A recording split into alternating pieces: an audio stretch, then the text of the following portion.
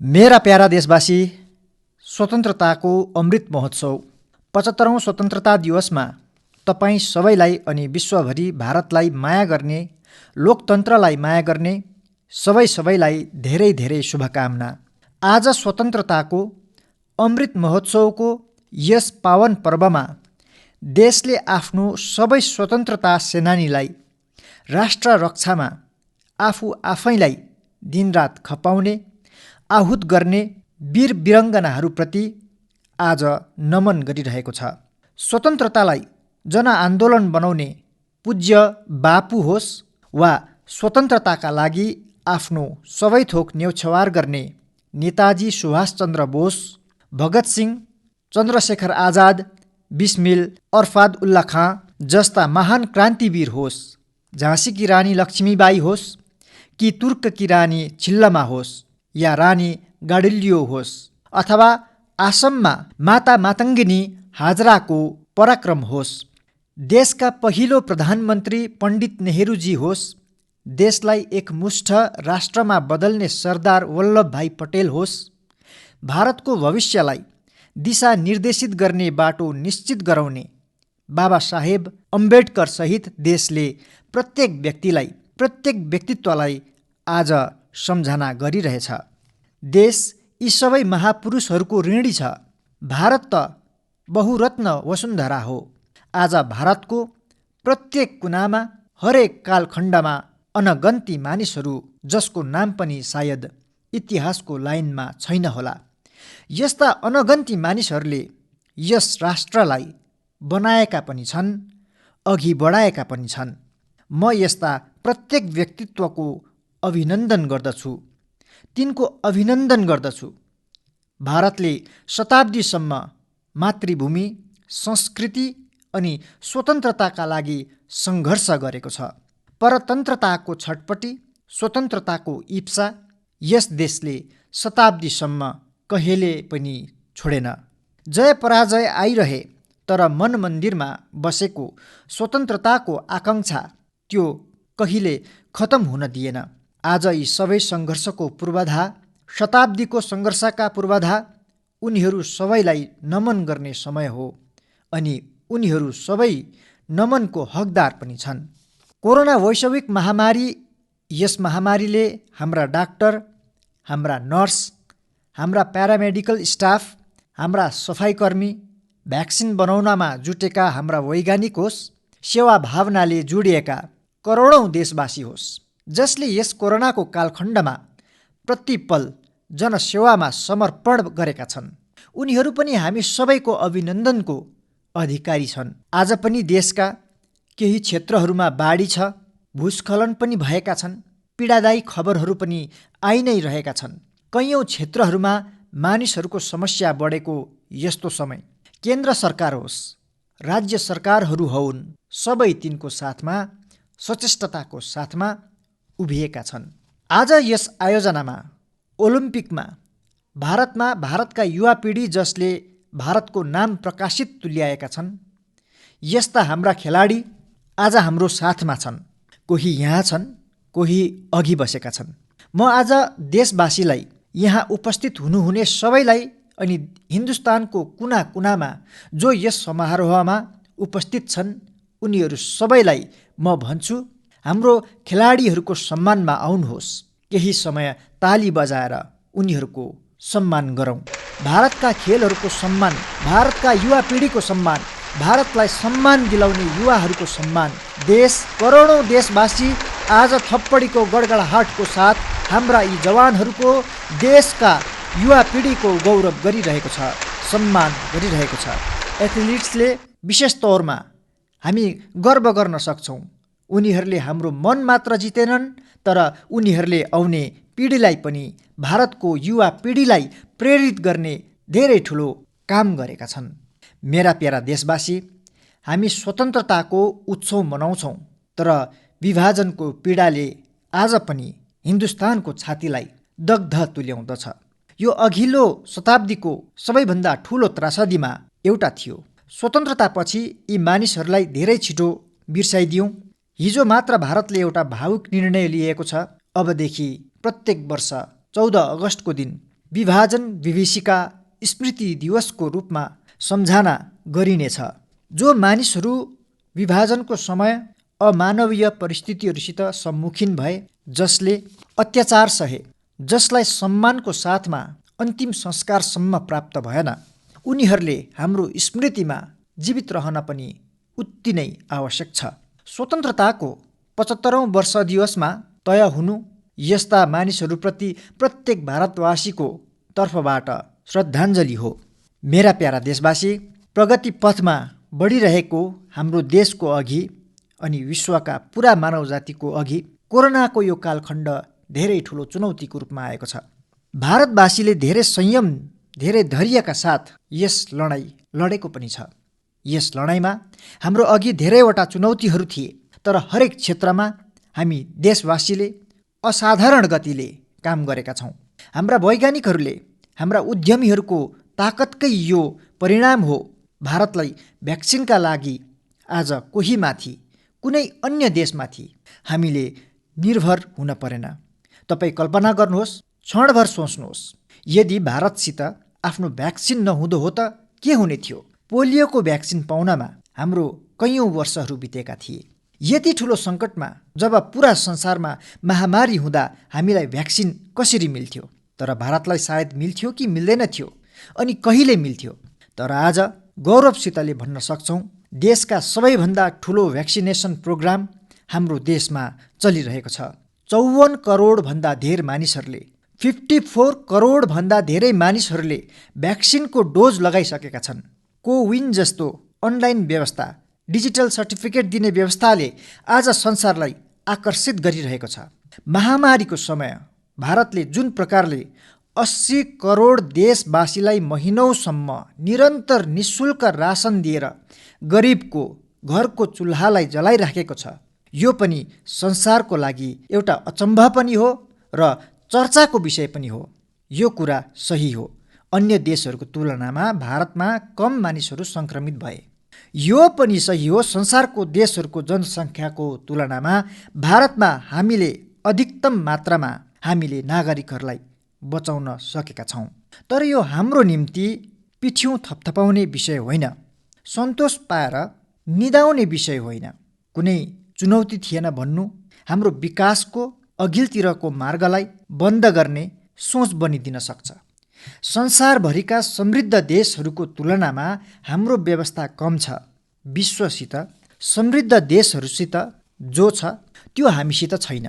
तर यी सम्पूर्ण प्रयासहरूको बापत पनि अनि दोस्रोतर्फ हाम्रो यहाँ जनसङ्ख्या पनि धेरै छन्। विश्वको तुलनामा धेरै जनसङ्ख्या अनि हाम्रो जीवनशैली पनि केही अलग छ। यी सारा प्रयासहरूपछि पनि कति मानिसहरूलाई हामीले बचाउन सकेनौँ। कति नानीहरूको शिरमा आशीर्वाद दिने मानिसहरू गए, उनीहरूलाई पुचकार्ने, उनीहरूको जिद पुरा गर्नेहरू गए। यो असहनीय पीडा, यो कष्ट सधैँ साथ रहनेवाला छ। मेरा प्यारा देशवासी, हरेक देशको विकास यात्रामा एक समय यस्तो आउँछ जब देशले आफैलाई नयाँ बिन्दुबाट परिभाषित गर्दछ, आफैलाई नयाँ सङ्कल्पहरूका साथमा अघि बढाउँदछ। भारतको विकास यात्रामा पनि त्यो समय आएको छ। 75 वर्षको अवसरलाई हामीले एउटा समारोहभर नै सीमित गर्नु हुँदैन। हामीले नयाँ सङ्कल्पहरूलाई आधार बनाउनुपर्छ। नयाँ सङ्कल्पहरूलाई लिएर हिँड्न पर्नेछ। यहाँबाट आरम्भ गरेर अघिल्लो 25 वर्ष जब हामी स्वतन्त्रताको शताब्दी मनाउँछौँ, नयाँ भारत सिर्जनको यो अमृतकाल हो। यस अमृतकालमा हाम्रो सङ्कल्पको सिद्धि हामीले स्वतन्त्रताको 100 वर्षसम्म लिएर जानेछ, गौरवपूर्ण रूपले लिएर जानेछ। अमृतकालको लक्ष्य हो एउटा यस्तो भारतको निर्माण जहाँ संसारका सबै आधुनिक इन्फ्रास्ट्रक्चर होस्, हामी कोहीभन्दा पनि कम नहौँ। यही नै कोटी कोटी देशवासीको सङ्कल्प हो। तर सङ्कल्प तबसम्म अधुरो हुन्छ जबसम्म सङ्कल्पको साथमा परिश्रम अनि पराक्रमको पराकाष्ठ हुँदैन। यसैले हामीले हाम्रो सबै सङ्कल्पहरूलाई परिश्रम अनि पराक्रमको पराकाष्ठ गरेर सिद्ध तुल्याएरै छोड्नु छ। अनि यो सपना, यो सङ्कल्प आफ्ना सीमाहरूभन्दा पर सुरक्षित र समृद्ध विश्वका लागि पनि प्रभावी योगदानका लागि हो। अमृतकाल 25 वर्षको छ, तर हामीले आफ्नो लक्ष्य प्राप्त गर्नलाई यतिको लामो समयको प्रतीक्षा पनि गर्नु छैन। हामीले अहिले नै संलिप्त हुनु छ।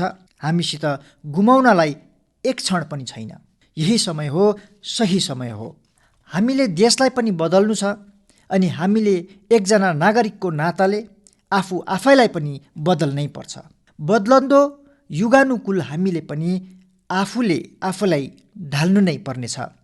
सबैको साथ, सबैको विकास, सबैको विश्वास। यही श्रद्धाको साथमा हामी सबै जोडिसकेका छौँ। तर आज लाल किल्लाको प्राचीरबाट आह्वान गरिरहेछु, सबैको साथ, सबैको विकास, सबैको विश्वास। अनि तपाईँ सबैको प्रयास हामी सबैको लक्ष्य प्राप्तिको निम्ति धेरै महत्त्वपूर्ण छ। बितेको 7 वर्षमा आरम्भ भएको अनेक योजनाहरूको लाभ करोडौँ गरिबहरूलाई उनीहरूको घरसम्म पुगेको छ। उज्ज्वलादेखि लिएर आयुष्मान भारतसम्मको ताकत आज देशका प्रत्येक गरिबले जान्दछन्। आज सरकारी योजनाहरूको गति बढेको छ। तीहरूले निर्धारित लक्ष्यहरूलाई प्राप्त गरिरहेको छ। अघिका दिनहरूको तुलनामा हामी धेरै वेगपूर्ण अघि बढ्यौँ, तर कुरा यही पुरा हुँदैन। अब हामीले सेचुरेसनसम्म जानु छ, पूर्णतासम्म जानु छ। 100% गाउँहरूमा सडक होस्, 100% परिवारहरूको ब्याङ्क एकाउन्ट होस्, 100% लाभार्थीहरूसित आयुष्मान भारतको कार्ड होस्, 100% पात्र व्यक्तिहरूसित उज्ज्वला योजना अनि ग्यास कनेक्सन होस्, सरकारको बिमा योजना होस्, पेन्सन योजना होस्, आवास योजना होस्, योजनासित हामीले प्रत्येक ती व्यक्तिलाई जोड्नु छ जो यसका हकदार छन्। 100% को मुड बनाएर अघि बढ्नु छ।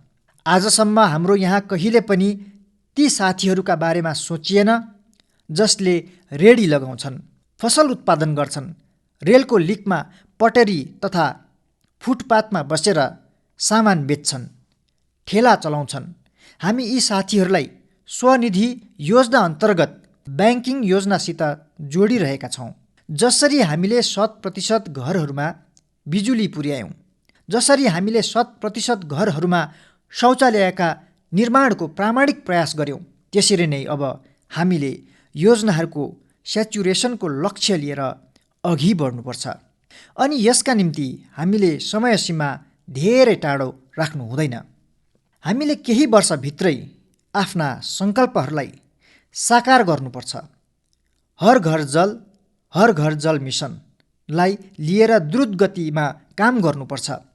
म खुसी छु कि जल जीवन मिसन केवल 2 वर्षभित्र 4.5 करोडभन्दा धेरै परिवारहरूलाई नलबाट जल प्राप्त हुन आरम्भ भइसकेको छ।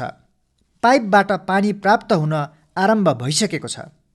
करोडौँ आमा दिदी बहिनीहरूको आशीर्वाद यही नै हाम्रो पुँजी हो।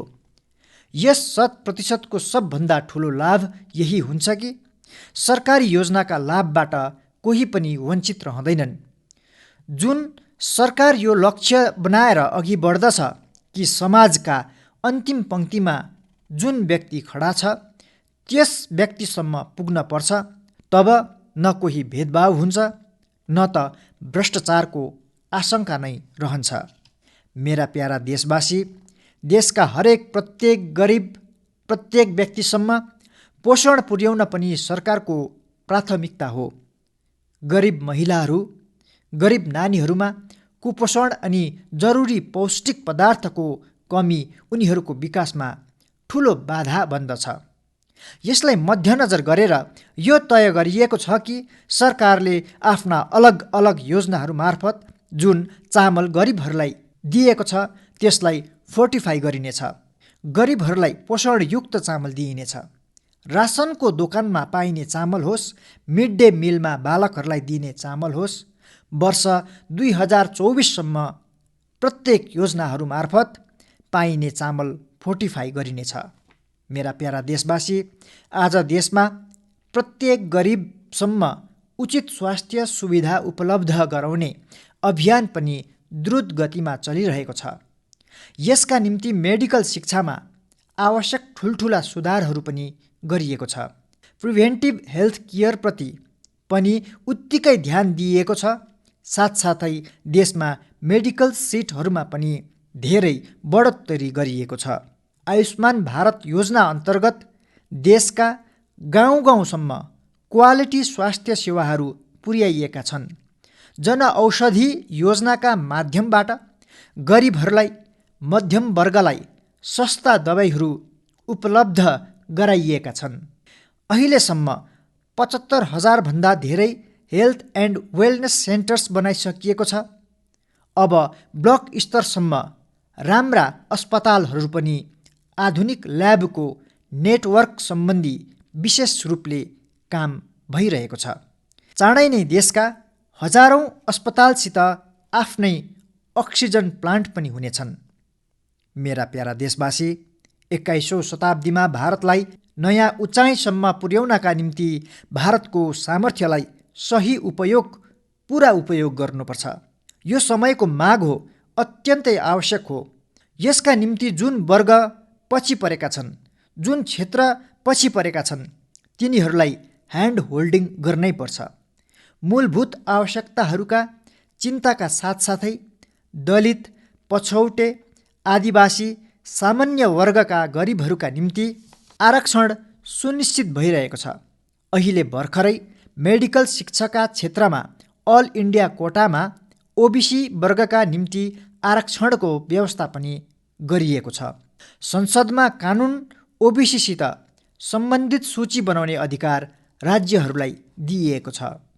मेरा प्यारा देशवासी, जसरी हामीले यो सुनिश्चित गरिरहेका छौँ कि समाजका विकासको यात्रामा कुनै पनि व्यक्ति नछुटुन्, कुनै पनि वर्ग नछुटुन्, त्यसरी नै देशका कुनै भूभाग, देशका कुनै कुना पनि पछि छोडिनु हुँदैन।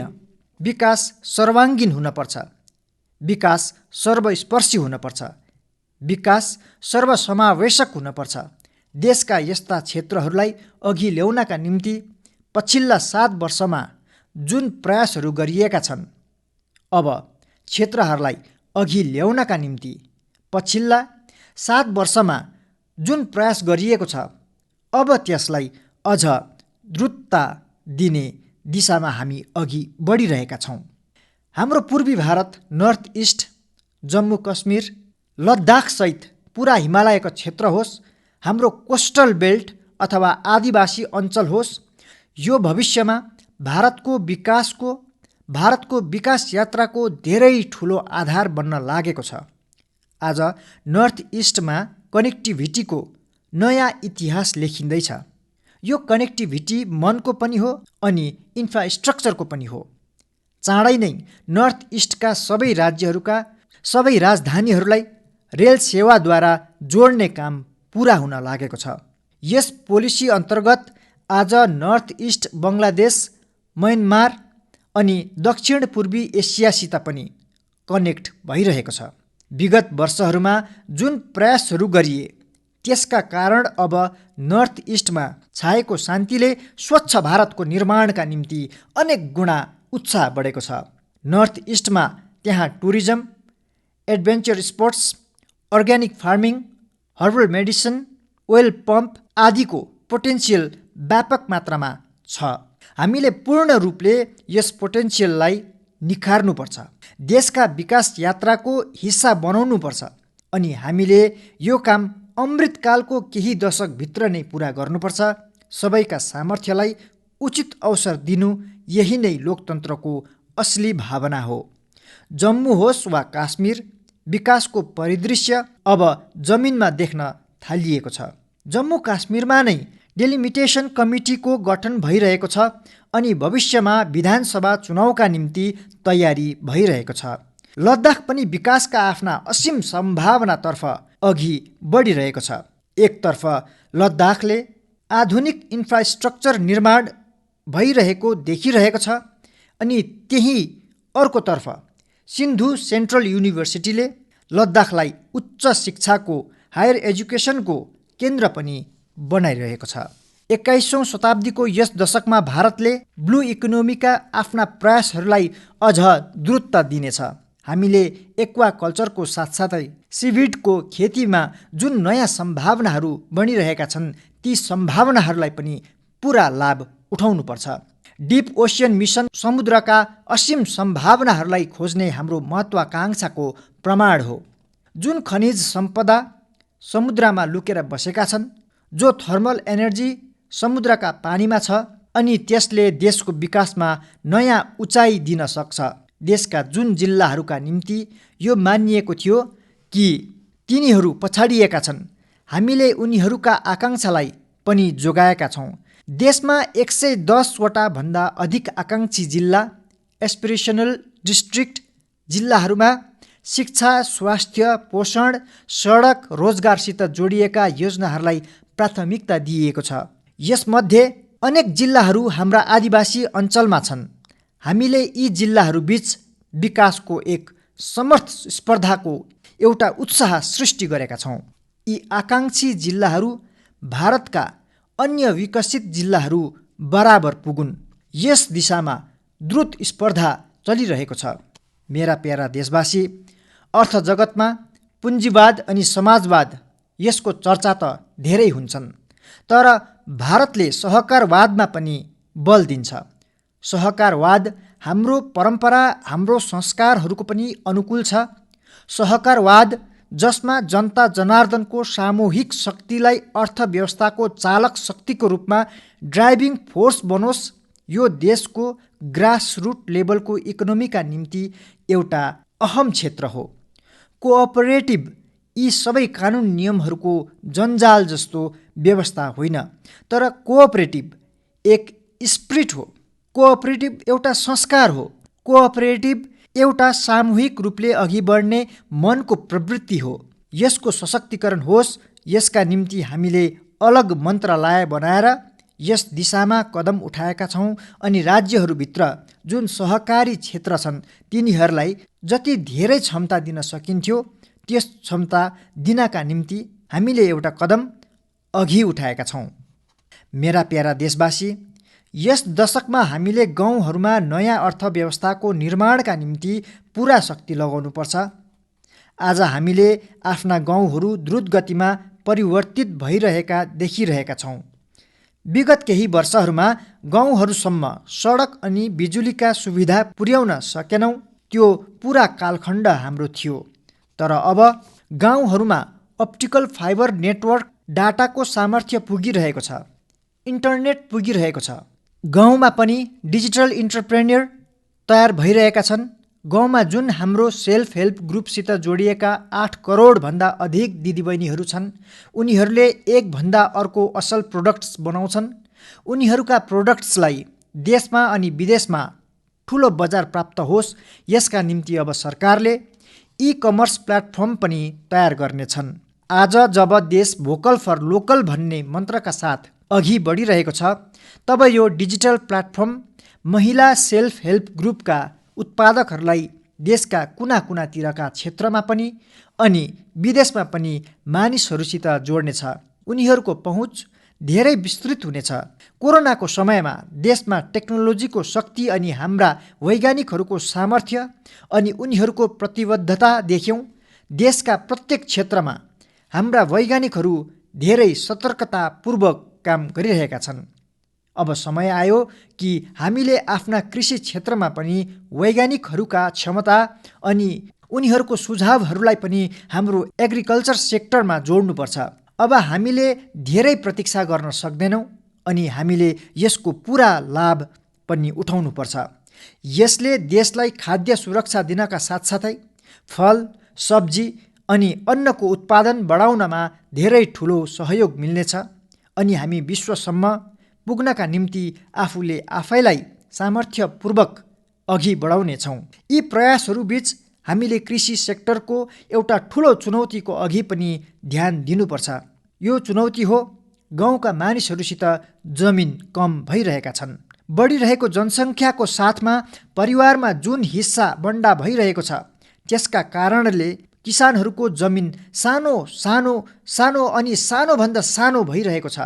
देशका 80% भन्दा धेरै किसानसित यस्तो स्थितिमा 2 हेक्टेयरभन्दा पनि कम जमिन रहेका छन्। 2 हेक्टरभन्दा पनि कम पहिला देशमा जुन नीतिहरू थिए, अब हामी देख्छौँ 100मा 80 किसान 2 हेक्टरभन्दा कम जमिन, अर्थात् देशका किसान एक प्रकारले सानो किसान।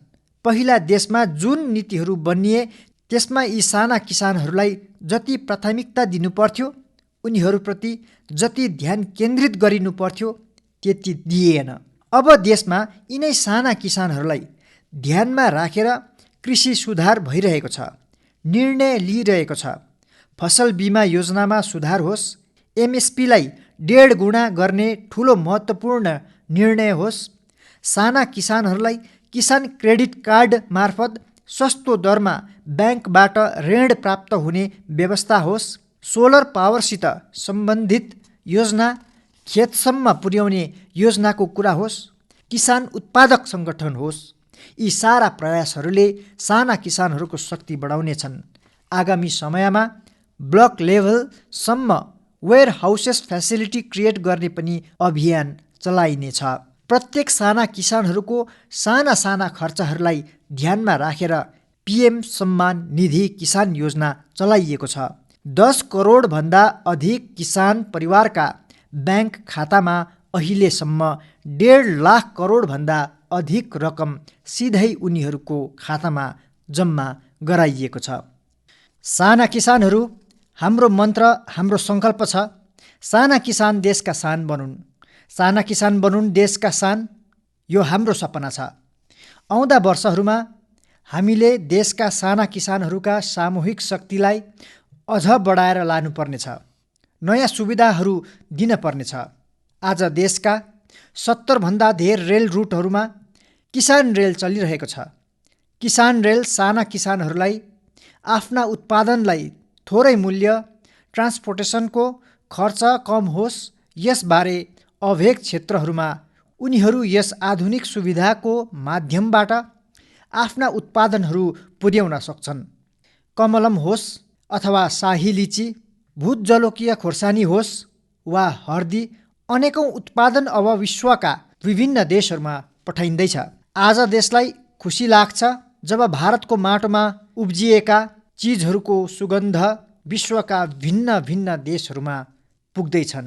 भारतका खेतबाट निस्किएका सब्जी अनि खाद्यान्न आज विश्वको टेस्ट बनिरहेको छ। मेरा प्यारा देशवासी, कसरी आज गाउँहरूका सामर्थ्य बढाइँदैछन् त्यसको एउटा उदाहरण हो स्वामित्व योजना। हामी सबैलाई थाहा छ कि गाउँहरूमा जमिनको मूल्यको हालत कस्तो हुन्छ। जमिनमा उनीहरूलाई ब्याङ्कबाट कुनै ऋण प्राप्त हुँदैन, स्वयं जमिनको मालिक भएर पनि, किनकि गाउँमा जमिनको कागजहरूमा कति कति पुस्तादेखि कुनै काम भएको छैन। मानिसहरूसित यसको निम्ति कुनै व्यवस्था छैन। यस स्थितिलाई परिवर्तन गर्ने काम आज स्वामित्व योजनाले गरिरहेको छ। आज गाउँ गाउँ, प्रत्येक घरको, प्रत्येक जमिनको ड्रोनको सहायताले म्यापिङ हुँदैछ। गाउँका जमिनहरूको डेटा अनि सम्पत्तिका कागज अनलाइन अपलोड भइरहेका छन्।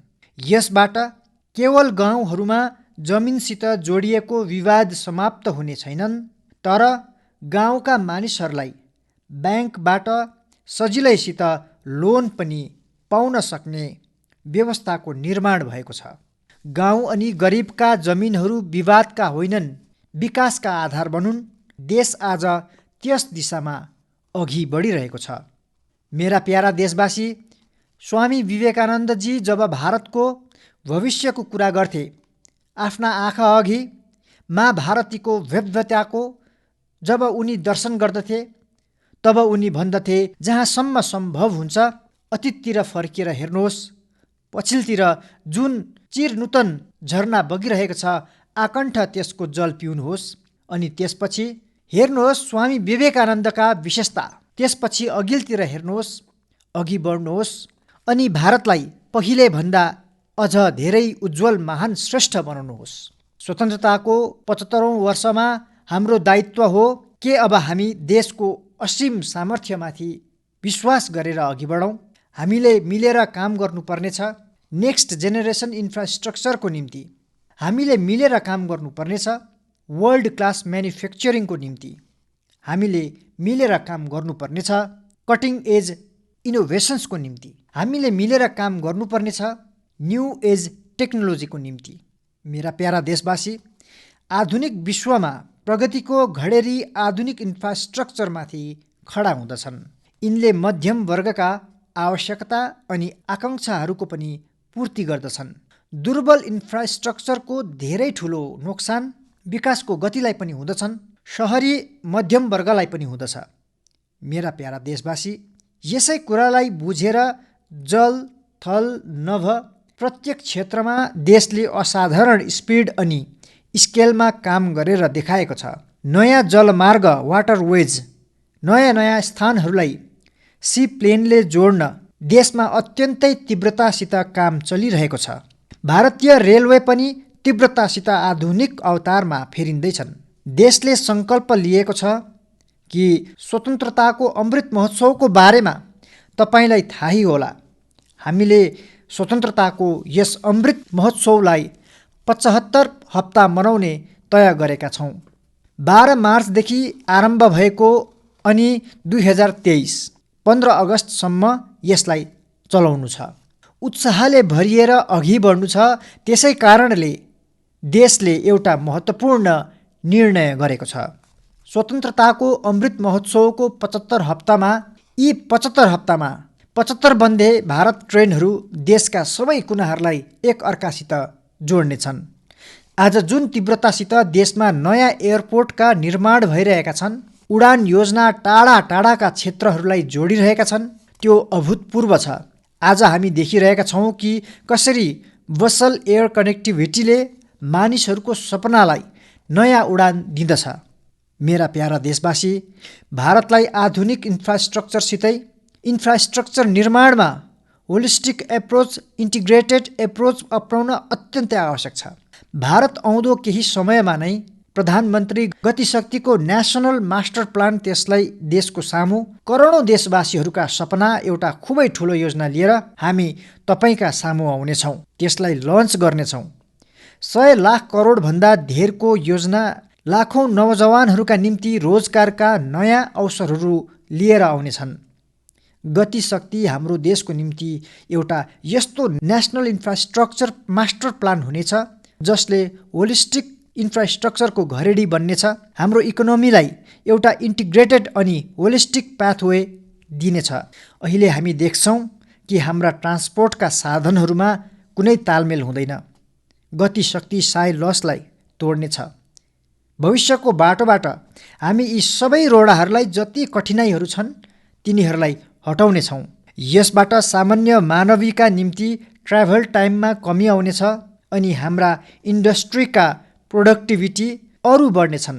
गतिशक्ति हाम्रा लोकल म्यानुफ्याक्चरर्सलाई ग्लोबली कम्पिटेटिभ गर्नमा पनि धेरै ठुलो सहायता गर्नेछ अनि यसबाट फ्युचर इकोनोमिक जोन्सका निर्माणका नयाँ सम्भावना पनि विकसित हुनेछन्। अमृतकालका यस दशकमा गतिको शक्ति भारतको कायाकल्पको आधार बन्नेछ। मेरा प्यारा देशवासी, विकासको पथमा अघि बढ्दै भारतले आफ्ना म्यानुफ्याक्चरिङ अनि एक्सपोर्ट दुवैलाई बढाउनु पर्नेछ।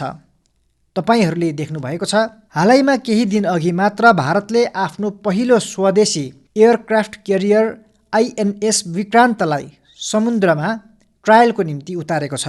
भारत आज आफ्नो लडाकु विमान बनाइरहेको छ, आफ्नो सबमरिन बनाइरहेको छ। गगनयान पनि अन्तरिक्षमा भारतको झन्डा फहराउन तयार भइरहेको छ। यसले स्वदेशी म्यानुफ्याक्चरिङमा हाम्रो सामर्थ्यलाई उजागर गर्दछ। कोरोनापछि जन्मिएको नयाँ आर्थिक परिस्थितिमा मेक इन इन्डियालाई स्थापित गर्नका निम्ति देशले प्रोडक्सन लिङ्क्ड इन्सेन्टिभको पनि घोषणा गरेको छ। यस स्किमबाट जुन परिवर्तन आइरहेको छ त्यसको उदाहरण इलेक्ट्रोनिक म्यानुफ्याक्चरिङ सेक्टरसित छ। 7 साल अघि हामी लगभग $8 बिलियन को मोबाइल फोन इम्पोर्ट अर्थात् आयात गर्दथ्यौँ। अहिले इम्पोर्ट त धेरै घटिसकेको छ। आज हामी $3 बिलियन को मोबाइल फोन एक्सपोर्ट पनि गरिरहेका छौँ। आज जब हाम्रो म्यानुफ्याक्चरिङ सेक्टरलाई गति प्राप्त भइरहेको छ, त्यसैले हामीले यो ध्यान राख्नुपर्छ, हामी भारतमा जो बनाउँछौँ त्यसलाई हामीले बेस्ट क्वालिटीसित ग्लोबल कम्पिटिसनमा टिकोस् अनि हुनसक्छ भने एक पाइला अघि होस्। यस्तो तयारी गर्नुपर्छ। अनि ग्लोबल मार्केटलाई टार्गेट गर्नुपर्छ। देशका सबै म्यानुफ्याक्चरर्सहरूलाई म आग्रहपूर्वक भन्न चाहन्छु, हाम्रा म्यानुफ्याक्चरर्सहरूले यस कुरालाई कहिले पनि भुल्न हुँदैन कि तपाईँ जुन प्रोडक्ट बाहिर बेच्नुहुन्छ त्यो केवल तपाईँको कम्पनीले बनाएको केवल एउटा पूर्जा मात्र होइन, एउटा प्रोडक्ट होइन, तर त्यससितै भारतको परिचय जोडिएको हुँदछ, भारतको प्रतिष्ठा जोडिएको हुँदछ, भारतका कोटी कोटी मानिसहरूका विश्वास जोडिएका हुँदछन्। मेरा प्यारा देशवासी, म यसै कारण म्यानुफ्याक्चरर्सहरूलाई भन्दछु कि तपाईँका प्रत्येक प्रोडक्ट भारतको ब्रान्ड एम्बेसडर हो। जबसम्म त्यो प्रोडक्ट प्रयोगमा आइरहनेछ त्यसलाई किन्नेहरूले भन्नेछन्, खुबै गर्वले भन्नेछन्, छाती फुकाएर भन्नेछन्, हो यो मेड इन इन्डिया हो। यो मिजाज चाहिएको छ, यो मानसिकता चाहिएको छ। अब तपाईँको मनमा विश्वको बजारमा छाउने सपना हुनुपर्छ। यस सपनालाई पुरा गर्नका निम्ति सरकार सबै प्रकारले तपाईँसित उभिएको छ। मेरा प्यारा देशवासी, आज देशका भिन्न भिन्न सेक्टर्स अनि देशका साना सहरहरूमा पनि टियर 2, टियर 3 सिटिजमा पनि नयाँ नयाँ स्टार्टअप्स बनिरहेका छन्। उनीहरूका भारतीय प्रोडक्ट्सलाई अन्तर्राष्ट्रिय बजारमा जानमा ठुलो भूमिका पनि छ। सरकार आफ्ना यी स्टार्टअप्ससित पुरा ताकतसित उभिएको छ। उनीहरूलाई आर्थिक मद्दत दिनमा होस्, ट्याक्समा छुट दिनमा होस्, उनीहरूका निम्ति नियमहरू सरल बनाउनमा होस्, सबै गरिदिँदैछ। हामीले देखेका छौँ, कोरोनाको यस कठिन कालमा नै हजारौँ नयाँ स्टार्टअप्स देखा परेका छन्। खुबै सफलतापूर्वक उनीहरू अघि बढिरहेका छन्। हिजोका स्टार्टअप आजका युनिकर्न बनिरहेका छन्। यिनीहरूको मार्केट भ्याल्यु हजारौँ करोड रुपियाँसम्म पुगिरहेको छ। यिनीहरू देशमा नयाँ प्रकारका वेल्थ क्रिएटर्स हुन्। यिनीहरू आफ्ना युनिक आइडियाजको शक्तिमा आफ्नै खुट्टामा उभिरहेका छन्, अघि बढिरहेका छन् अनि विश्वमा छाउने सपना लिएर हिँडिरहेका छन्। यस दशकमा भारतको स्टार्टअप इकोसिस्टम, यसलाई हामी सम्पूर्ण विश्वमा सर्वश्रेष्ठ बनाऊ। हामीले यस दिशामा काम गर्नु छ, हामीले रोकिनु हुँदैन। मेरा प्यारा देशवासी, ठुला परिवर्तन ल्याउनका निम्ति, ठुला रिफर्मका निम्ति राजनैतिक इच्छा शक्ति, पोलिटिकल विलको आवश्यकता हुँदछ। आज विश्वले देखिरहेको छ कि भारतमा राजनैतिक इच्छा शक्तिको कुनै कमी छैन। रिफर्म्सलाई लागू गर्नका निम्ति गुड अनि स्मार्ट गभर्नेन्स चाहिन्छ। आज विश्व यस कुराको पनि साक्षी छ कि कसरी भारत आफ्नोमा गभर्नेन्सको नयाँ अध्याय लेखिरहेको छ। अमृतकालको यस दशकमा हामी नेक्स्ट जेनेरेसन रिफर्म्सलाई अनि त्यसमा हाम्रा प्राथमिकता हुनेछन् नागरिकहरूलाई जे पनि प्राप्त हुन पर्ने हुन्छ। जुन सर्भिस डेलिभरी छ त्यो लास्ट माइलसम्म, लास्ट व्यक्तिसम्म सिललेसली, बिना हिचकिचाहट, बिना कठिनाइ पुगेको होस्। देशको समग्र विकासको निम्ति मानिसहरूको जीवनमा सरकार अनि सरकारी प्रक्रियाहरूको बिना कारण हस्तक्षेप समाप्त गर्न नै पर्नेछ। पहिलेको समय सरकार आफै ड्राइभिङ सिटमा बसेको थियो। यो सायद त्यस समयको माग थियो होला, तर अब समय परिवर्तन भइसकेको छ। बितेका 7 वर्षमा देशमा यसका निम्ति प्रयासहरू पनि बढेका छन् कि देशका मानिसहरूलाई अनावश्यक कानुनहरूको जाल, अनावश्यक प्रक्रियाहरूको जालबाट मुक्ति प्रदान गरियोस्। अहिलेसम्म देशका सैकडौँ पुराना कानुनहरूलाई समाप्त गरिसकिएको छ। कोरोनाको यस कालखण्डमा पनि सरकारले 15,000 भन्दा धेर कम्प्लान्सिसहरू समाप्त गरेको छ। अब तपाईँ नै भन्नुहोस्, तपाईँलाई पनि अनुभव होला, एउटा सानो सरकारी कामको निम्ति पनि कति धेरै कागज, घरिघरि कागज, एउटै जानकारी घरिघरि, यस्तै त हुने गर्छ। 15,000 कम्प्लाइन्सेन्सहरू हामीले समाप्त गऱ्यौँ। तपाईँ सोच्नुहोस्, 200 वर्ष पहिले एउटा उदाहरण म दिन चाहन्छु। 200 साल अघिदेखि हाम्रो देशमा एउटा कानुन चलेर आइरहेको छ। 200 साल अर्थात् 1857 सालभन्दा पनि अघिदेखि, जसका कारण देशका नागरिकहरूलाई म्यापिङको अर्थात् नक्सा बनाउने स्वतन्त्रता थिएन। अब विचार गर्नुहोस्, 1857 देखि चलिरहेको छ। नक्सा बनाउनका निम्ति सरकारलाई सोध्नुपर्ने, नक्सा कुनै किताबमा छाप्नु छ भने पनि सरकारलाई सोध्नुपर्ने, नक्सा हराएको खण्डमा गिरफ्तारीको प्रावधान पनि त्यसमा छ। आजभोलि प्रत्येक फोनमा म्यापको एप छ। स्याटेलाइटको यस्तो शक्ति छ। फेरि यस्तो कानुनको बोझ शिरमा लिएर देशलाई कसरी अघि बढाउन सकिन्छ? कम्प्लाइन्सेन्सका यी बोझ उतार्न एकदमै आवश्यक छ। म्यापिङको कुरा होस्, स्पेसको कुरा होस्, इन्फर्मेसन टेक्नोलोजीको कुरा होस्, बीपीओको कुरा होस्, जस्तै अनेक सेक्टरहरूमा धेरैवटा रेगुलेसनहरू हामीले समाप्त गरिदिएका छौँ। मेरा प्यारा देशवासी, बिना कारणका कानुनहरूबाट मुक्ति इज अफ लिभिङ साथसाथै इज अफ डुइङ बिजनेस दुवैका निम्ति धेरै आवश्यक छ। हाम्रो देशका उद्योग अनि व्यापार आज यस परिवर्तनलाई अनुभूत गरिरहेको छ। आज दर्जनौं श्रम कानुन केवल 4 कोणहरूमा खुम्चिएका छन्। ट्याक्ससित जोडिएका व्यवस्थाहरूलाई पनि अब सजिलो अनि फेसलेस गरिएको छ। यस प्रकारका रिफर्म केवल सरकारसम्म सीमित नरहोस्, तर ग्राम पञ्चायत अनि नगर निगमहरू, नगरपालिकासम्म पुगोस्। यसका निम्ति देशका प्रत्येक व्यवस्थाहरूले मिलेर काम गर्नुपर्छ। म यो आह्वान गरिरहेछु अनि ठुलो आग्रहसहित गरिरहेको छु। केन्द्र होस् या राज्य, सबै विभागहरूसित म भनिरहेको छु, सबै सरकारी कार्यालयहरूसित भनिरहेको छु, आफ्नो ठाउँमा नियम अनि प्रक्रियाको समीक्षाको अभियान चलाउनुहोस्। प्रत्येक ती नियम, प्रत्येक ती प्रक्रिया जसले देशका मानिसहरूका सामुन्ने बाधा भएर, बोध भएर खडा भएका छन्, त्यसलाई हामीले हटाउनै पर्छ। मलाई थाहा छ, जो 70-75 सालमा जम्मा भएका छन् त्यो एक दिनमा अथवा एक सालमा जाने छैन। तर मन बनाएर काम आरम्भ गर्यौँ भने हामी यस्तो अवश्य गर्न सक्नेछौँ। मेरा प्यारा देशवासी, यसै सोचसित सरकारले ब्युरोक्रेसीमा पिपल सेन्ट्रिक एप्रोच बढाउनका निम्ति, एफिसियन्सी बढाउनका निम्ति सरकारले मिसन कर्मयोगी अनि क्यापेसिटी बिल्डिङ कमिसनको प्रारम्भ पनि गरेको छ। मेरा प्यारा देशवासी, कौशल अनि सामर्थ्यले भरिएको आफ्नो माटोका निम्ति केही गर्ने भावनाले भरिएका नौजवानहरूलाई तयार गर्नमा ठुलो भूमिका हुँदछ। हाम्रो शिक्षाको, हाम्रो शिक्षा व्यवस्थाको, हाम्रो शिक्षा परम्पराको। आज देशसित 21औं शताब्दीका आवश्यकताहरूलाई पुरा गर्ने नयाँ राष्ट्रिय शिक्षा नीति पनि छ। अब हाम्रा नानीहरू न कौशलको कमीको कारण रोकिनेछन् अनि न त भाषाको सीमामा बाँधिनेछन्। दुर्भाग्यले हाम्रो देशमा भाषालाई लिएर एउटा ठुलो विभाजन सृष्टि भएको छ। भाषाका कारण हामीले देशका ठुला ट्यालेन्टलाई पिञ्जरामा बाँधिदिएका छौँ। मातृभाषामा होनहार मानिसहरू पाउन सकिन्छ। मातृभाषामा पढेका मानिसहरू अघि आउनेछन्, तब उनीहरूको आत्मविश्वास अझ बढ्नेछन्। जब गरिबकी छोरी, गरिबका छोरा मातृभाषामा पढेर प्रोफेसनल बन्नेछन्, तब उनीहरूको सामर्थ्यलाई न्याय मिल्नेछ। नयाँ राष्ट्रिय शिक्षा नीतिमा गरिबीको विरुद्ध लडाइँको साधन भाषा हो। यस्तो म मान्दछु, यो नयाँ शिक्षा नीति पनि एक प्रकारले गरिबीका विरुद्ध लडाइँको एउटा ठुलो शस्त्र बनेर काममा आउनेछ। गरिबीसितको लडाइँमा जित्ने आधार पनि मातृभाषाको शिक्षा हो, मातृभाषाको प्रतिष्ठा हो, मातृभाषाको महत्त्व हो। देशले देख्यो खेलको मैदानमा, अनि हामीले अनुभव गरिरहेका छौँ। खेलको मैदानमा भाषा बाधा बनेन, अनि त्यसको परिणाम देख्यौँ कि हाम्रा युवाहरू खिल्न थालेका छन्, खेल्न पनि थालेका छन्, खिल्न पनि थालेका छन्। अब यस्तै जीवनका अन्य मैदानमा पनि हुनेछन्।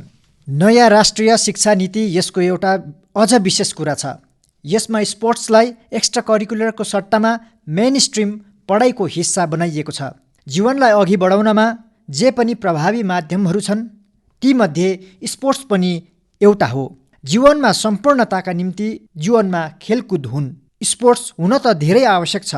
एक समय थियो जब खेलकुदलाई मुख्य धारा मानिँदैन थियो। आमा बाबु पनि नानीहरूलाई भन्थे कि खेली मात्रै बसे जीवन नष्ट पार्नेछौ। अब देशमा फिटनेसलाई लिएर, स्पोर्ट्सलाई लिएर एउटा जागरुकता आएको छ। यसचोटि ओलम्पिकमा पनि हामीले देख्यौँ, हामीले अनुभव गर्यौँ। यो परिवर्तन हाम्रो देशका निम्ति एउटा ठुलो टर्निङ पोइन्ट हो। यसैले आज देशमा खेलहरूमा ट्यालेन्ट, टेक्नोलोजी अनि प्रोफेसनलिजम ल्याउनका निम्ति जुन अभियान चलिरहेको छ, यस दशकमा हामीले त्यसलाई अझ द्रुतता दिनुपर्छ अनि व्यापक बनाउनुपर्छ। यो देशका निम्ति गौरवको कुरा हो कि शिक्षा होस् अथवा खेल, बोर्ड्सको परिणाम होस् अथवा ओलम्पिकको मैदान हाम्रा छोरीहरूले आज अभूतपूर्व प्रदर्शन गरिरहेका छन्। आज भारतका छोरीहरू आफ्ना स्पेसलाई लिन आतुर छन्। हामीले यो सुनिश्चित गर्नुपर्छ कि प्रत्येक करियर अनि कार्यक्षेत्रमा नारीहरूको समान सहभागिता होस्। हामीले यो सुनिश्चित गर्नुपर्छ कि सडकदेखि लिएर वर्क प्लेससम्म प्रत्येक ठाउँमा नारीहरूलाई सुरक्षाको अनुभूति होस्, सम्मानको भाव होस्। यसका निम्ति देशका शासन प्रशासनले, पुलिस अनि न्याय व्यवस्थाले, नागरिकहरूले आफ्नो 100% जिम्मेवारी निभाउनुपर्छ। यस सङ्कल्पलाई हामीले स्वतन्त्रताको 75 वर्षको सङ्कल्प बनाउनुपर्छ। आज म यो खुसी देशवासीहरूसित साझा गर्न लागिरहेछु। मलाई लाखौँ छोरीहरूबाट सन्देश प्राप्त भइरहन्थे कि उनीहरू पनि सैनिक स्कुलमा पढ्न चाहन्छन्। उनीहरूका निम्ति पनि सैनिक स्कुलका दैलो खुला गरिदियोस्। 2-2.5 साल पहिले मिजोरामका सैनिक स्कुलमा पहिलोचोटि छोरीहरूलाई प्रवेश दिने हामीले एउटा सानो प्रयोग प्रारम्भ गरेका थियौँ। अब सरकारले तय गरेको छ कि देशका सबै सैनिक स्कुलहरू देशका छोरीहरूका निम्ति पनि खोलिनेछन्। देशका सबै सैनिक स्कुलहरूमा अब छोरीहरू पनि पढ्नेछन्। विश्वमा नेसनल सेक्युरिटीको जति महत्त्व छ त्यस्तै महत्त्व इन्भाइरोमेन्ट सेक्युरिटीलाई पनि दिन थालिएको छ। भारत आज इन्भाइरोमेन्टल सेक्युरिटीको एक मुखर आवाज बनेको छ। आज बायोडाइभर्सिटी होस् अथवा ल्यान्ड न्युट्रलिटी, क्लाइमेट चेन्ज होस् अथवा वेस्ट रिसाइक्लिङ, अर्ग्यानिक फार्मिङ होस् अथवा बायोग्यास होस्, एनर्जी कन्जर्भेसन होस् अथवा क्लिन एनर्जी ट्रान्जिसन, पर्यावरणको दिशामा भारतको प्रयासले आज परिणाम दिइरहेको छ।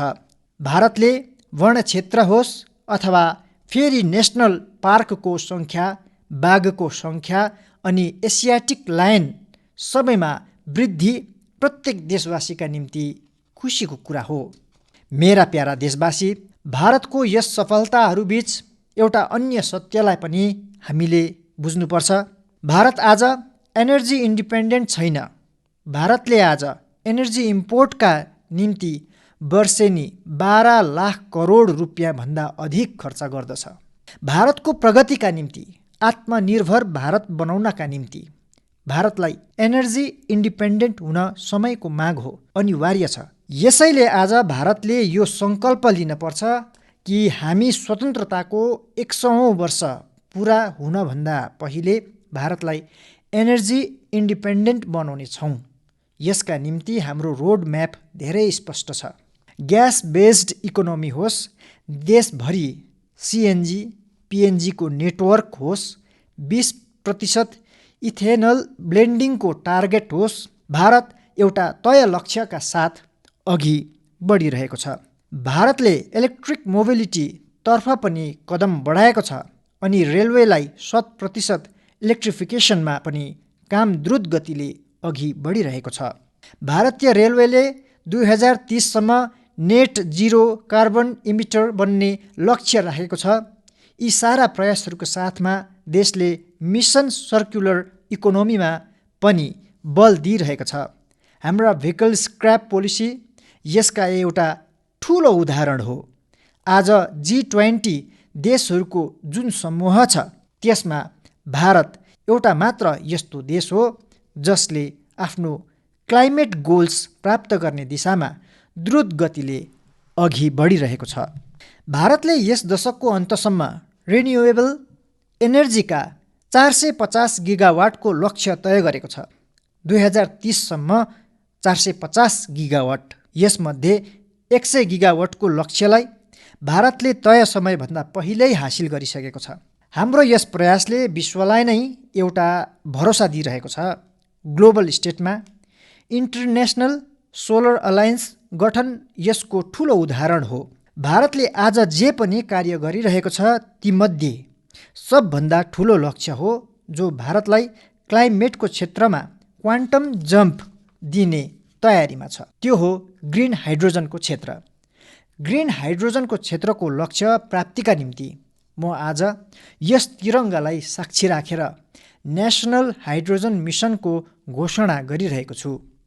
अमृतकालमा हामीले भारतलाई ग्रिन हाइड्रोजनको प्रोडक्सन अनि एक्सपोर्टको ग्लोबल हब बनाउनुपर्छ। यो ऊर्जाको क्षेत्रमा भारतको एउटा नयाँ प्रगतिले आत्मनिर्भर बनाउनेछ। सम्पूर्ण विश्वमा क्लिन एनर्जी ट्रान्जिसनको नयाँ प्रेरणा पनि बन्नेछ। ग्रिन ग्रोथबाट ग्रिन जबका नयाँ नयाँ अवसर हाम्रा युवाहरूका निम्ति, हाम्रा स्टार्टअपका निम्ति आज ढोका ढकढकाइरहेका छन्। मेरा प्यारा देशवासी, 21औं शताब्दीको आजको भारत ठुला लक्ष्य राख्ने अनि ती लक्ष्य प्राप्त गर्न सामर्थ्यवान छ। आज भारत ती विषयहरूलाई पनि समाधान गरिरहेको छ जसलाई समाधान गर्ने दशकौँदेखि, शताब्दीदेखि प्रतीक्षा थियो। आर्टिकल 370 परिवर्तन गर्ने ऐतिहासिक निर्णय होस्, देशलाई ट्याक्सको जालदेखि मुक्ति दिलाउने व्यवस्था जीएसटी होस्, हाम्रा फौजी साथीहरूका निम्ति 1 र्याङ्क 1 पेन्सनको निर्णय होस्, राम जन्मभूमि केसको शान्तिपूर्ण समाधान, यी सबै हामीले बितेका केही वर्षहरूमा सत्य भएको देखेका छौँ। त्रिपुरामा दशकौँपछि ब्रु रियाङ सम्झौता हुनुदेखि लिएर ओबिसी कमिसनलाई संवैधानिक दर्जा प्रदान गर्नु अथवा जम्मू काश्मीरमा स्वतन्त्रतापछि पहिलोचोटि बीडीसी अनि डीडीसी चुनाव भारतको सङ्कल्प शक्ति लगातार सिद्ध गरिरहेको छ। आज कोरोनाको समयमा भारतमा रेकर्ड विदेशी निवेश आइरहेको छ। भारतको विदेशी मुद्रा भण्डार पनि अहिलेसम्मको सबैभन्दा उच्च स्तरमा छ। सर्जिकल स्ट्राइक अनि एयर स्ट्राइक गरेर भारतले देशका दुश्मनहरूलाई नयाँ भारतको सामर्थ्यको सन्देश पनि दिइसकेको छ। यसले बताउँछ कि भारत बदलिरहेको छ, भारत बदलिन सक्छ, भारत कठिनभन्दा कठिन निर्णय पनि लिन सक्छ अनि कडाभन्दा कडा निर्णय लिनमा पनि भारत हिचकिचाउँदैन, रोकिँदैन। मेरा प्यारा देशवासी, सेकेन्ड वर्ल्ड वरपछि, द्वितीय विश्वयुद्धपछि वैश्विक सम्बन्धहरूको स्वरूप बदलिएको थियो। कोरोनापछि पनि पोस्ट कोरोना नयाँ वर्ल्ड अर्डरको सम्भावना छ। कोरोनाको अवधि विश्वले भारतका प्रयासहरू देखेका पनि छन् अनि सराहना पनि गरेका छन्। आज विश्व भारतलाई एउटा नयाँ दृष्टिले हेरिरहेको छ। एउटा दृष्टिका दुई महत्त्वपूर्ण पक्षहरू छन्, एउटा आतङ्कवाद अनि दोस्रो विस्तारवाद। भारत यी दुवै चुनौतीहरूसित लडिरहेको छ अनि परिपक्व तरिकाले खुबै हिम्मतसित जवाब पनि दिइरहेको छ। हामी भारत आफ्नो दायित्वलाई उचित प्रकारले पुरा गर्न सकोस्, यसका निम्ति हाम्रा रक्षा तयारीहरूलाई पनि त्यति नै सुदृढ बस्न पर्नेछ। रक्षाको क्षेत्रमा देशलाई आत्मनिर्भर बनाउन, भारतीयहरू, भारतका कम्पनीहरूलाई प्रोत्साहित गर्नका लागि हाम्रा परिश्रमी उद्यमीहरूलाई नयाँ अवसर उपलब्ध गराउनका निम्ति हाम्रो प्रयास निरन्तर जारी छ। म देशलाई विश्वास दिलाउँछु कि देशको रक्षामा लागि परेका हाम्रा सेनाहरूका हात बलियो गराउनका निम्ति हामी कुनै कसर छोड्ने छैनौँ। मेरा प्यारा देशवासी, आज देशका महान विचारक श्री अरबिन्दोको जन्म जयन्ती पनि हो। वर्ष 2022मा उनको 150औं जन्म जयन्तीको पर्व छ। श्री अरबिन्दो भारतको उज्जवल भविष्यका स्वप्नद्रष्टा थिए। उनी भन्दथे कि हामीले त्यति सामर्थ्यवान बन्नुपर्छ जति सामर्थ्यवान हामी कहिले थिएनौँ। हामीले आफ्ना आनीबानी परिवर्तन गर्नुपर्छ। एउटा नयाँ हृदयसित आफैलाई फेरि जागृत गर्नुपर्छ। श्री अरबिन्दोका यी कुरा हामीलाई आफ्ना कर्तव्यको सम्झना गराउँछन्। एक नागरिकको रूपमा, एउटा समाजको रूपमा हामीले देशलाई के दिइरहेका छौँ त्यो पनि हामीले सोच्नुपर्छ। हामीले अधिकारलाई सधैँ महत्त्व दिइआएका छौँ। त्यस कालखण्डमा त्यसको आवश्यकता पनि थियो, तर अब हामीले कर्तव्यलाई सर्वोपरि बनाउनुपर्छ, सर्वोपरि राख्नुपर्छ। जुन सङ्कल्पको भार आज देशले उठाएको छ त्यसलाई पुरा गर्नका निम्ति प्रत्येक व्यक्ति जोडिनुपर्नेछ। प्रत्येक देशवासीले यसलाई अन गर्नुपर्नेछ। देशले जल संरक्षणको अभियान सुरु गरेको छ। यसमा हाम्रो कर्तव्य हो पानी बचाउने बानी गर्नु, देशले यदि डिजिटल लेनदेनमा जोड दिइरहेको छ भने हाम्रो पनि कर्तव्य हो हामी पनि क्यासको ट्रान्ज्याक्सन कमभन्दा कम गरौँ। देशले भोकल फर लोकलको अभियान सुरु गरेको छ। यसमा हाम्रो पनि कर्तव्य बन्न जान्छ कि धेरभन्दा धेर स्थानीय उत्पादहरू किनौँ। देशको प्लास्टिक मुक्त भारतको हाम्रो जुन कल्पना छ, हाम्रो कर्तव्य हो कि सिङ्गल युज प्लास्टिकको प्रयोग पूर्ण रूपले रोक्न पर्नेछ। यो हाम्रै कर्तव्य हो कि हामी आफ्ना नदीहरूमा फोहोर नहालौँ, आफ्ना समुद्रका किनारहरू स्वच्छ राखौँ। हामीले स्वच्छ भारत मिसनलाई एक अर्को नयाँ लक्ष्यसम्म पुर्याउनु छ। आज जब देश स्वतन्त्रताको 75 वर्षको उपलक्ष्यमा स्वतन्त्रताको अमृत महोत्सव मनाइरहेको छ, त्यसबेला हामी यस आयोजनासित जोडिन, त्यसमा उत्साहपूर्वक सहभागी हुन, सङ्कल्पहरूलाई बारम्बार जगाइरहन यो हामी सबैको कर्तव्य हो। हाम्रो स्वाधीनता सङ्ग्रामलाई ध्यानमा राखेर तपाईँ जे पनि गर्नुहुनेछ, जे पनि अवश्य नै अमृतको थोपा जस्तै पवित्र हुनेछ अनि कोटी कोटी भारतीयहरूको प्रयासले बनिएको यो अमृत कुम्भले आउँदा वर्षहरूका निम्ति प्रेरणा बनेर उत्साह जगाउनेछ। मेरा प्यारा देशवासी, म भविष्यद्रष्टा होइन, म कर्मको फलमा विश्वास गर्छु। मेरो विश्वास छ मेरा देशका युवाहरूमाथि, मेरो विश्वास छ देशका चेलीहरूमाथि, देशका छोरीहरूमाथि, किसानहरूमाथि, प्रोफेसनल्समाथि। यी क्यान डु जेनेरेसन हुन्। यिनीहरू प्रत्येक लक्ष्य प्राप्त गर्न सक्छन्। मलाई विश्वास छ कि जब 2047 स्वतन्त्रताको स्वर्णिम उत्सव, स्वतन्त्रताको 100 वर्ष हुनेछ, आजभन्दा 25 वर्षपछि जो पनि प्रधानमन्त्री हुनेछन् उनले जब झण्डारोहण गर्नेछन्, म विश्वाससित भन्छु उनी आफ्नो भाषणमा जुन सिद्धिहरूका वर्णन गर्नेछन् ती सिद्धिहरू तिनै हुनेछन् जसको आज देशले सङ्कल्प गरिरहेको छ। यो मलाई लागेको विजयको विश्वास हो। आज म जुन सङ्कल्प रूपमा बोलिरहेको छु त्यो 25 वर्षपछि जसले पनि ध्वजारोहण गर्नेछन् उनले सिद्धिको रूपमा बोल्नेछन्। देश सिद्धिको रूपमा त्यसको गौरवगान गर्नेछ। जो आज देशका युवा छन् उनीहरू त्यस समय यो पनि देख्नेछन् कि देशले कसरी कमाल गरेर देखायो। 21औं शताब्दीमा भारतका सपना अनि आकाङ्क्षाहरूलाई पुरा गर्नबाट कुनै पनि बाधाले अब हामीलाई रोक्न सक्दैन। हाम्रो शक्ति हाम्रो एकजुटता हो। हाम्रो प्राण शक्ति राष्ट्र सदैव प्रथमको भावना हो। यो साझा स्वप्न देख्ने समय हो। यो साझा सङ्कल्प गर्ने समय हो। यो साझा प्रयत्न गर्ने समय हो।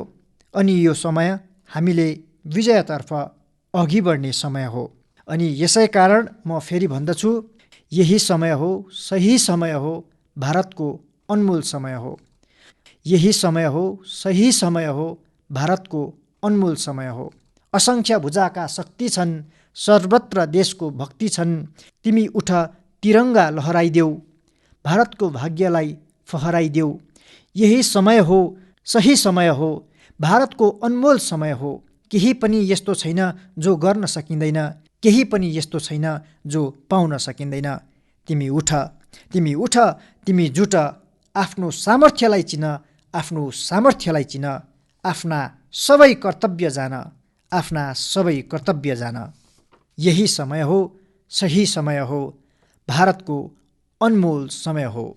जब देशले स्वतन्त्रताको 100 वर्ष पुरा गर्नेछ त्यसबेला देशवासीहरूको लक्ष्य यथार्थमा परिणत भएको होस्, यही मेरो कामना छ। यिनै शुभकामनाहरूसित सबै देशवासीहरूलाई 75औं स्वतन्त्रता दिवसको म फेरि एकचोटि बधाई दिन्दछु।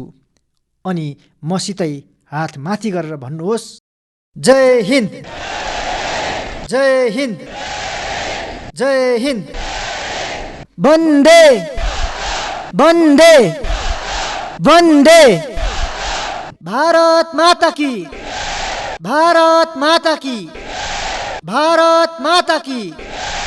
धेरै धेरै धन्यवाद।